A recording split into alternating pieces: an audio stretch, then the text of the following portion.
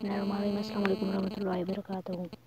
अॼु असीं क्लास 6 जी सिंधीअ जी ॿिए सबक जो नालो पोरे जी अज़मत आहे मश्क हल कंदासीं।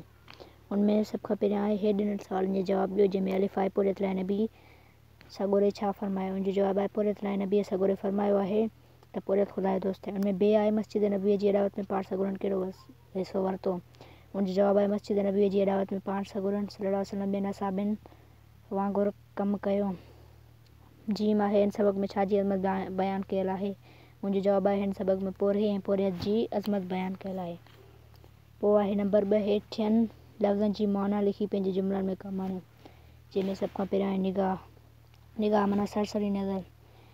इनजो जुमिलो थींदो पाण सॻोरा सभिनी सां हिकु निगाह सां हलंदा हुआ। उनखां पोइ आहे क़दर ख़्यालु या रुतबो। इनजो जुमिलो थींदो असांखे ग़रीबनि जो क़दर करणु घुरिजे। राज़िक माना रिज़िक रसाईंदड़ रोज़ी रसाईंदड़। असांजो राज़िक अल्लाह ताला आहे। अॾावत माना बनावत। मस्जिद नबी जी अॾावत में पाण सॻोरनि सल्लल्लाहु अलैहि वसल्लम ॿियनि असाबिन वांगुरु कमु कयो। पोइ आहे लुक़मो माना गिरहु। सभ खां पाक लुक़मो उहो आहे जेको पंहिंजे हथनि सां कमाए खाइजे। पोइ आहे 3 नंबर हेठि ॾिनल खाल भरियो। जंहिंमें अलिफ आहे असांजे नबीअ सॻोरे सल्लल्लाहु अलैहि वसल्लम पघर जे पोरे खे ॾेश चयो आहे रिज़्क़ हिलाल। बे आहे हज़रत अली करमल्लाहु वजह यहूदियुनि जे बाग़नि में ॾेश करे गुज़र कंदो हो मज़दूरी।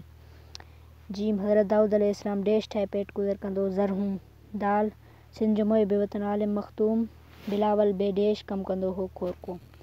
चोथों आहे कंहिं बि माण्हू साह वारी शइ जाइ ऐं कम जे नाले खे इसमें आम चइबो आहे। मिसाल किताब माण्हू स्कूल छोकर वग़ैरह। ऐं हिन सबक़ में ॾिनल इसमें आम चूंडे लिखो। हाणे हिन सबक़ में जेके इसमें आम आहिनि उहे